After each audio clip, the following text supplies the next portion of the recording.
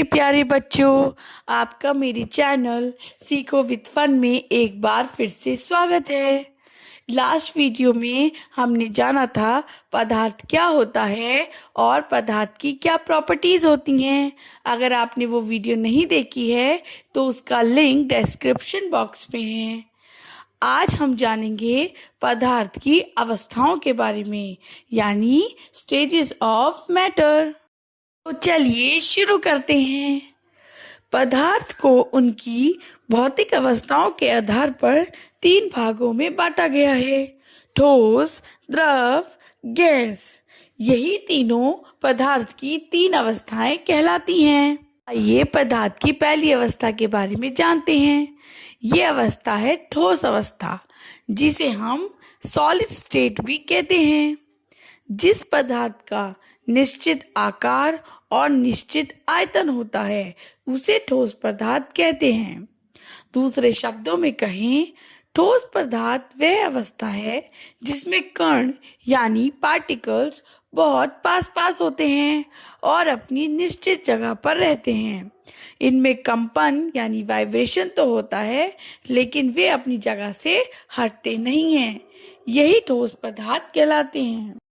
जैसे लोहा, पत्थर, लकड़ी, पेन, किताब इत्यादि, ये सभी ठोस अवस्था के एग्जाम्पल्स हैं।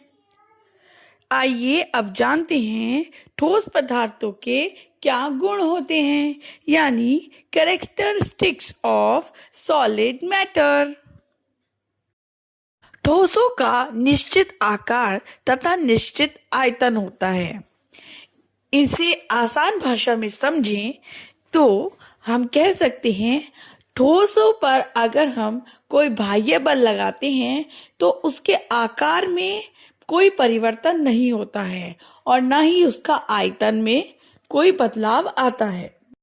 ठोसों में कणों के बीच की दूरी बहुत पास पास होती है और इन कणों के बीच जो आकर्षण बल होता है वह भी बहुत अधिक होता है, जिस कारण जो ठोस पदार्थ हैं वो बहुत अधिक मजबूत होते हैं। वह आसानी से नहीं टूटते हैं और ना ही ठोस कभी बहते हैं। ठोस संपीड़ित नहीं किए जा सकते, यानी ठोस पदार्थ को दबाना बहुत मुश्किल होता है। ठोसों में कणों की गति बहुत कम होती है। जब हम ठोस पदार्थ पर कोई बाह्य बल लगाते हैं तो ठोस के कण केवल अपनी जगह ही कंपन करते हैं, वह इधर उधर नहीं घूमते हैं। ठोसों के उच्च घनत्व होते हैं।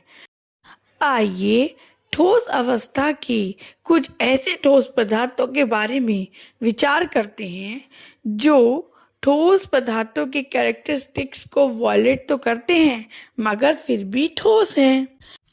जैसे रबर बैंड। रबर बैंड एक ठोस वस्तु है, लेकिन अगर हम रबर बैंड पर बाह्य बल लगाते हैं तो रबर बैंड अपना आकार बदल लेता है। लेकिन जैसे ही हम वो बाह्य बल हटाते हैं, रबर बैंड पुनः अपनी पुरानी अवस्था में आ जाता है। अत्यधिक बल लगाने पर रबर बैंड टूट जाता है, इसलिए यह ठोस है। नेक्स्ट पॉइंट इज, अलग अलग आकार के बर्तनों में चीनी या नमक रखने पर वह उन्हीं बर्तनों का आकार ले लेते हैं, फिर भी इन्हें ठोस कहा जाता है, क्योंकि चीनी या नमक आप अपने हाथ में लें या किसी प्लेट में या किसी भी आकार के बर्तन में, उनके क्रिस्टलों का आकार कभी नहीं बदलता है, इसलिए यह ठोस है। Next point is sponge. Sponge को संपीड़ित किया जा सकता है, लेकिन वह फिर भी ठोस है। आइए जानते हैं क्यों। स्पंज के अंदर छोटे छोटे छिद्र यानी छेद होते हैं, जिनमें वायु भरी होती है। जब स्पंज पर कोई बल लगता है तो वह वायु उन छिद्रों के द्वारा बाहर आ जाती है, जिससे संपीड़न संभव होता है। सो बच्चों, आज हमने पदार्थ की ठोस अवस्था के बारे में जाना। आपको इस टॉपिक से रिगार्डिंग अगर कोई डाउट है तो प्लीज़ कमेंट करके ज़रूर बताएं। अगर वीडियो अच्छा लगा हो तो प्लीज़ मेरे चैनल को लाइक, शेयर एंड सब्सक्राइब ज़रूर करें। मिलते हैं नेक्स्ट वीडियो में। Bye bye kids.